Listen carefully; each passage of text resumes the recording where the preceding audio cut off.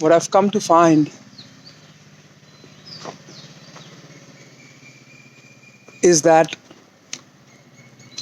because of our perception of something mystical about self-realization, the word implies self being realized. Self here implies that self of ours which had been from the point of the origin of life. And when you recognize that self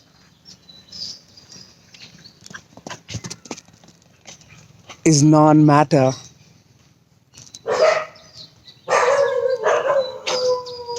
which is conscious,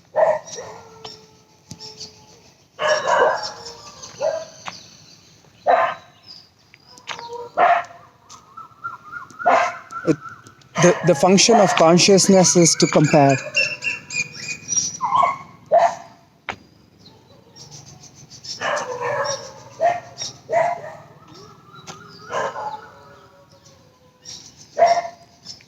Compare between itself, which is its blankness, absolute, total nothing, with something else. And it is so deeply ingrained in consciousness that it, in order to want to know itself, creates the opposite. It just moves, the wave occurs.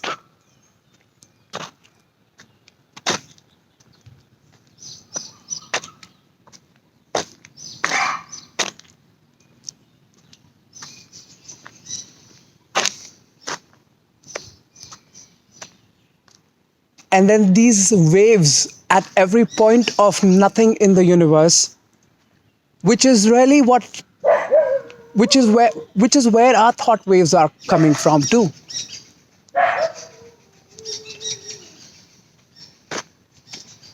When we are thinking, there is a void we are looking into to fill it.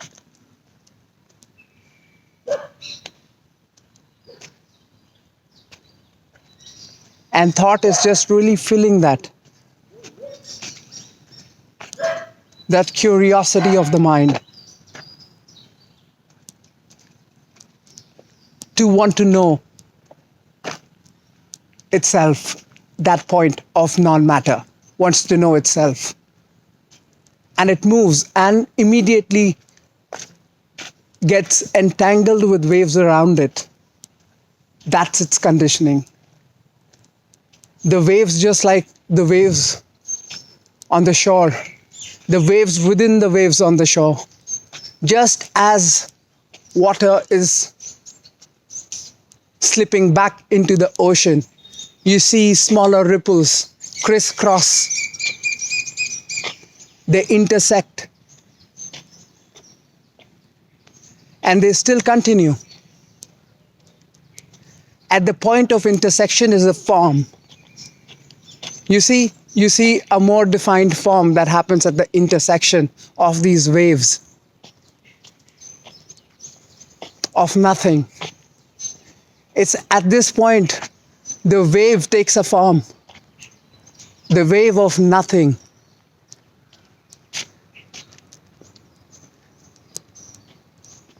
Otherwise would have gone smoothly, but now it got intersected.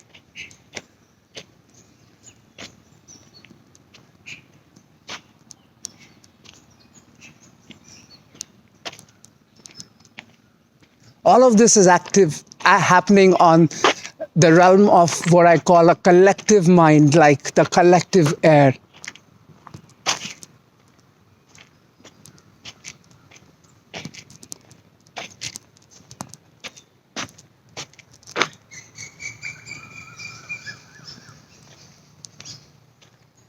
So when you really get to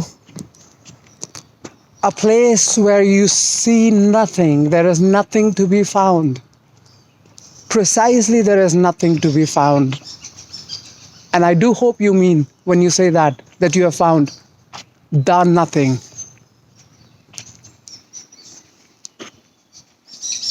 But even if not, ultimately the quest is just going to take you to the nothing.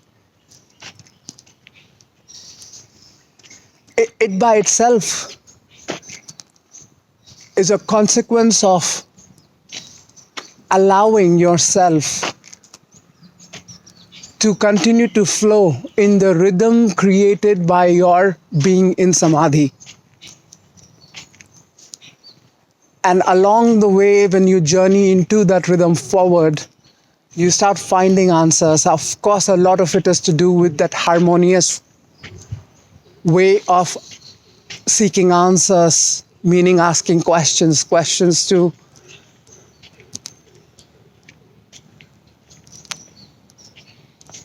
questions that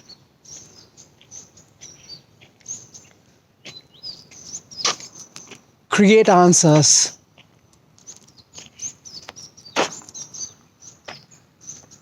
So there is a question wave and there is an answer wave. And when they are melodic to each other, life starts getting eased out.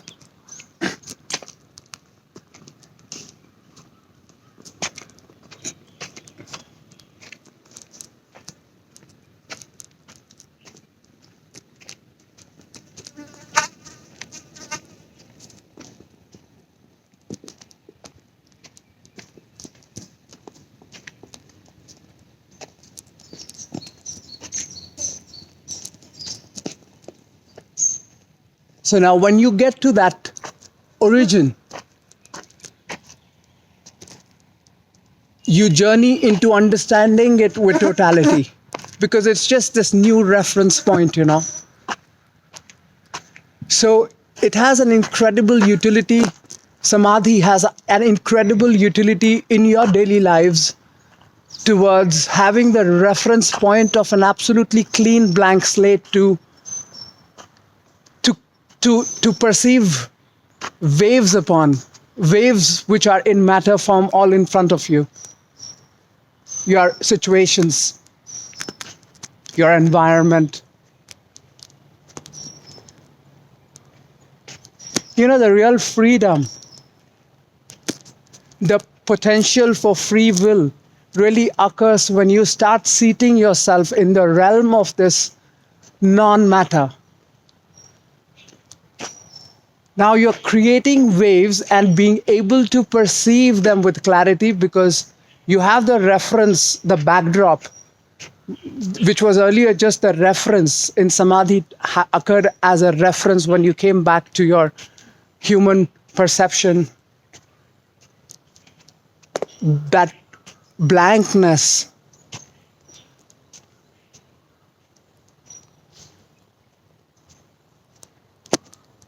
that you were witnessing, but because it was blank, it was an effortless witnessing.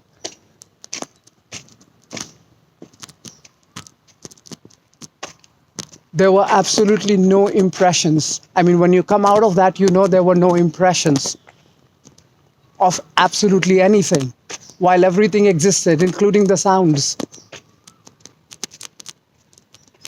The longer you are in Samadhi, the greater is have you put yourself in a state of practice of being in that state, or recognizing that as a reference point stronger, the longer your Samadhi is. But if you can continue to be pointed at this discovery of your own, and you drive your life forward from that point,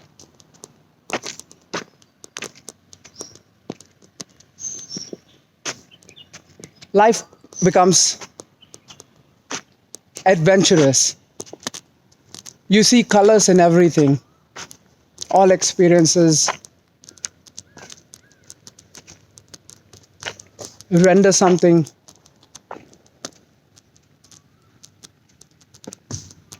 important towards the final catharsis.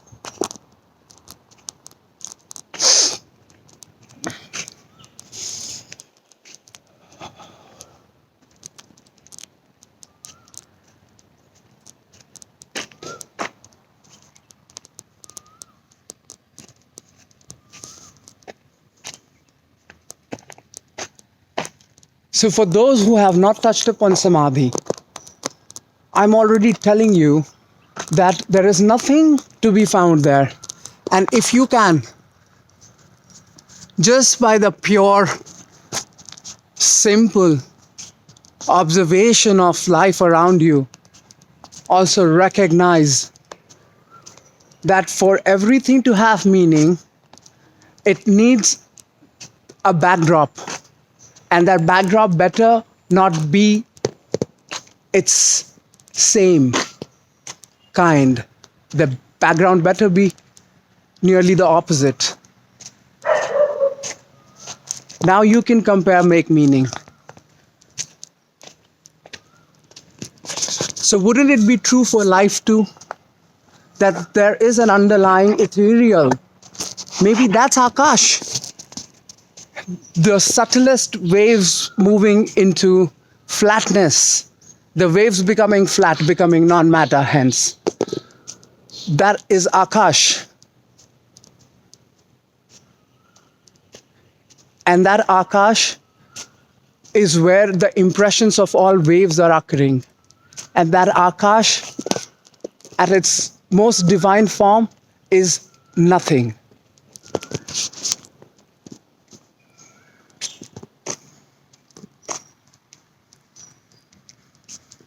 So when ultimately your entire quest is to get to nothing, why don't you already start understanding that if you have to have life, then you have to be in a state of comparison. Don't be dual about this. There is so much that the religious narratives, not necessarily the religions, I'm not entirely in a position ever to comment on what religious texts say because of having not read any. But the very bhav that I feel, the very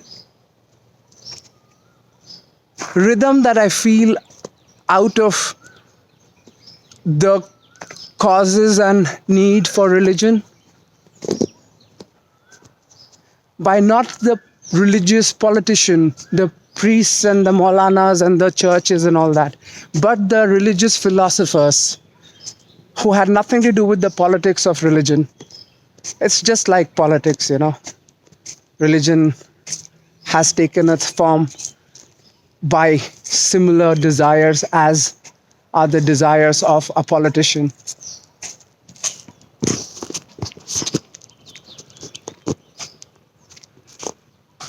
So they're all telling you to ease out. They're telling you something which the answers to which can come from within you, but you have to have that backdrop of non-duality to see things simply and clearly, however complex they be. The more complex they are, the more you have to put your dhyan on it. You see, dhyan on anything, so long as it is harmonious, is as good as everything that's telling you about moksha being the ultimate. Because if my theory, if my understanding about the origin of life has brought me to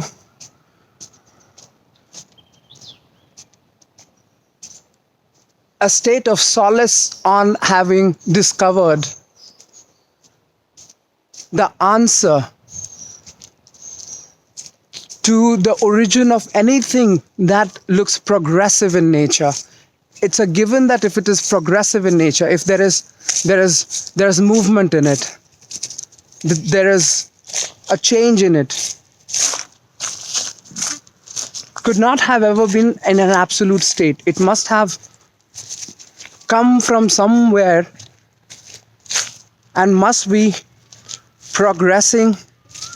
And just like waves in ocean, expanding and flattening out, must all waves be doing the same? It turns out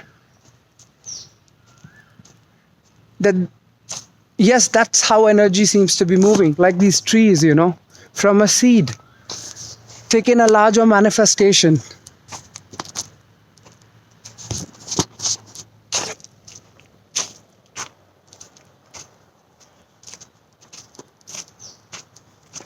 So life energy expands.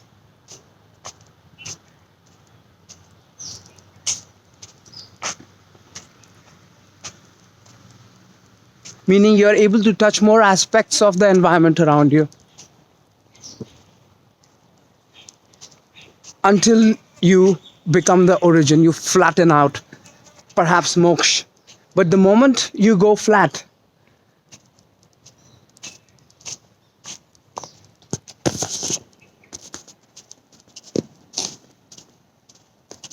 what do? I mean, why do you wake up when you go to sleep?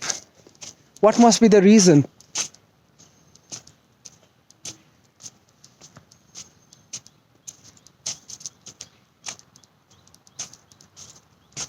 Perhaps not the same as the reason for non-matter taking birth or taking shape.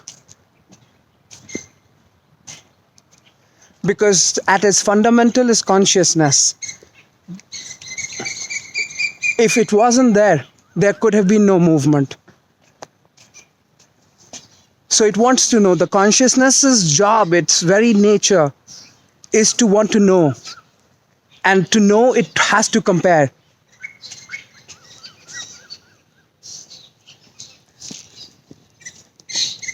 I think the need for Gyan in spirituality has been underplayed. It's a sort of consolation to the public because their circumstance, we have accepted that their circumstances are such that they could not be put in touch with knowledge. And we have underplayed the importance of knowing, because once you know, you cannot forget. In any moment or any circumstance in your life, you just cannot forget. It's the most empowering presence, because you know what it is. You know what is the movement of life that is going on around you, and how much must you suffer for it, or how to be a pure observer. When you say a pure observer, you are looking at yourself in the body, that you've defined the duty of, or role of, or conduct of, or goal of this form that you are. In my case, nishchal. Even that is the other. That's also used as a tool for a goal.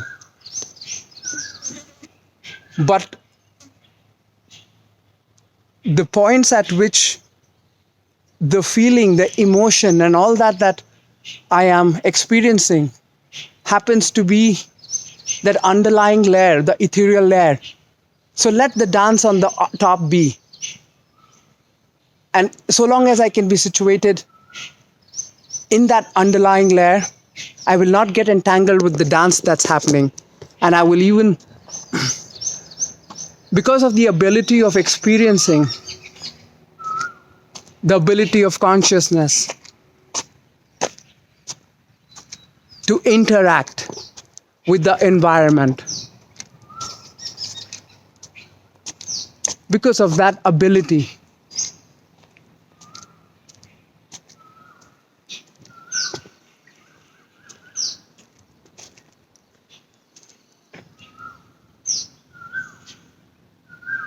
it starts to draw inputs.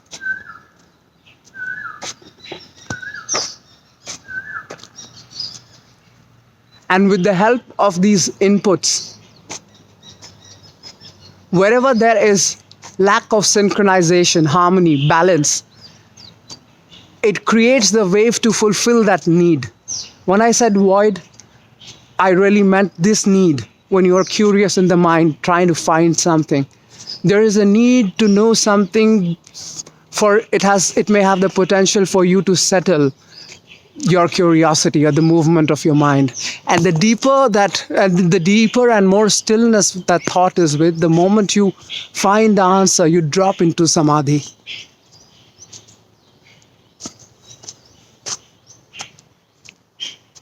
But then you are in total surrender to the impressions of the very wave that you are observing.